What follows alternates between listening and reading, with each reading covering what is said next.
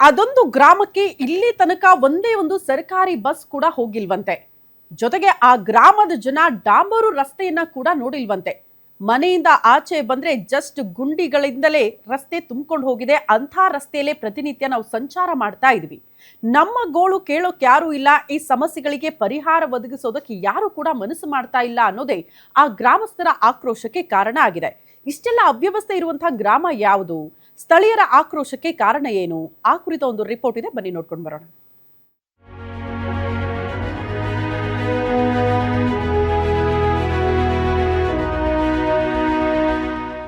ಇಪ್ಪತ್ತೊಂದನೇ ಶತಮಾನದಲ್ಲೂ ಸರಿಯಾದ ನೀರು, ಕರೆಂಟ್, ರಸ್ತೆ, ಬಸ್ಗಳಿಲ್ಲದೆ ಜನರು ಪರದಾಡುತ್ತಿದ್ದಾರೆ.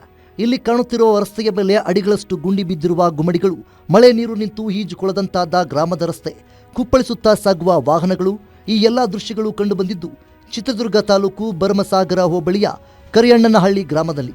ಹೌದು, 21ನೇ ಶತಮಾನದಲ್ಲೂ ಈ ಊರಿನ ಜನತೆಗೆ ಸರಿಯಾದ ಮೂಲಸೌಕರ್ಯಗಳಿಲ್ಲದೆ ಪರದಾಡುತ್ತಿದ್ದಾರೆ.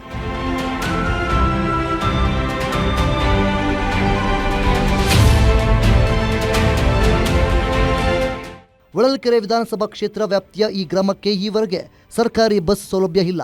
ಇನ್ನು ಇಲ್ಲಿಂದ ಜಗಳೂರಿಗೆ ಸಂಪರ್ಕಿಸುವ ರಸ್ತೆ ಇಡೀ ಇತಿಹಾಸದಲ್ಲೇ ಟಾರು ಕಂಡಿಲ್ಲ. ರಸ್ತೆಯ ಮೇಲೆ 1 ಮೀಟರ್ಗೆ ಒಂದರಂತೆ ತಗ್ಗುಗುಂಡಿ ಬಿದ್ದು ಅಧ್ವಾನವಾಗಿದೆ. ರೈತರು ಜಮೀನಿಗೆ ತೆರಳಲು, ಮಕ್ಕಳು ಶಾಲಾ ಕಾಲೇಜಿಗೆ ತೆರಳಲು ಪರದಾಡುವ ಪರಿಸ್ಥಿತಿ ನಿರ್ಮಾಣವಾಗಿದೆ.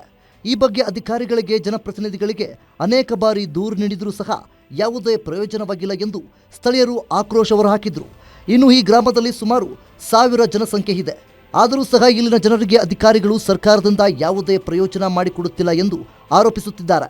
ಸಾಗಲಗಟ್ಟಿಯಿಂದ ಕರಿಯಣ್ಣನಹಳ್ಳಿವರೆಗೂ, ಆಮೇಲೆ ಸಾಗಲಗಟ್ಟೆ ಲಾಸ್ಟ್ ಬಾರ್ಡ್ರು, ಇತ್ಲ ಚಿತ್ರದುರ್ಗ ಲಾಸ್ಟ್ ಬಾರ್ಡ್ರು, ಎರಡು ಲಾಸ್ಟ್ ಬಾರ್ಡರ್ ಆಗಿರೋದ್ರಿಂದ ಯಾವ MLAನೂ ನಮ್ಮನ್ನ ಸ್ಪಂದಿಸ್ತಾ ಇಲ್ಲ.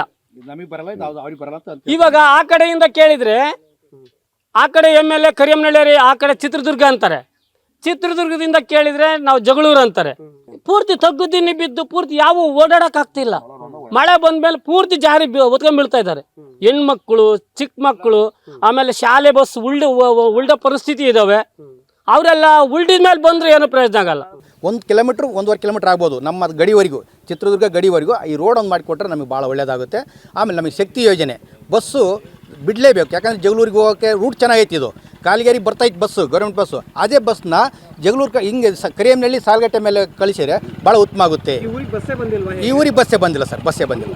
ಬಸ್ ನೋಡಿದ್ದೀವಿ, ಕಾನ್ವೆಂಟ್ ಬಸ್ಗಳು ಅಷ್ಟೇ ನೋಡಿರೋದು ನಾವು. ಇವು ಗೌರ್ಮೆಂಟ್ ಬಸ್ಗಳು, ಸಹಕಾರಿ ಗಾಡಿಗಳನ್ನೇ ನೋಡಿಲ್ಲ. ಕಾನ್ವೆಂಟ್ ಬಸ್ಗಳು ಏನು ಶಾಲೆ ಓಪನ್ ಮಾಡಿದಾರಲ್ಲ, ಆ ಸಂಸ್ಥೆ ಶಾಲೆಗಳು ಬಸ್ಗಳು ನೋಡಿದ್ವಿ ನೋಡ್ರಿ ನಾವು. ಒಟ್ಟಾರೆ ಈ ಗ್ರಾಮದ ವ್ಯಾಪ್ತಿಯಲ್ಲಿ ಬರುವ ಗ್ರಾಮ ಪಂಚಾಯಿತಿ ಸದಸ್ಯರಿಗೆ, ಅಧಿಕಾರಿಗಳಿಗೆ ಈ ಗ್ರಾಮದ ಸ್ಥಿತಿ ಕಂಡು ನಾಚಿಕೆ ಆಗಬೇಕು. ಮುಂದಾದರೂ ಈ ಗ್ರಾಮಕ್ಕೆ ಮೂಲಸೌಕರ್ಯಗಳನ್ನು ಒದಗಿಸುತ್ತಾರಾ ಎಂಬುದನ್ನು ನಾವೆಲ್ಲ ಕಾದು ನೋಡಬೇಕಿದೆ. Rajashekar, guarantee news, Chitradurga.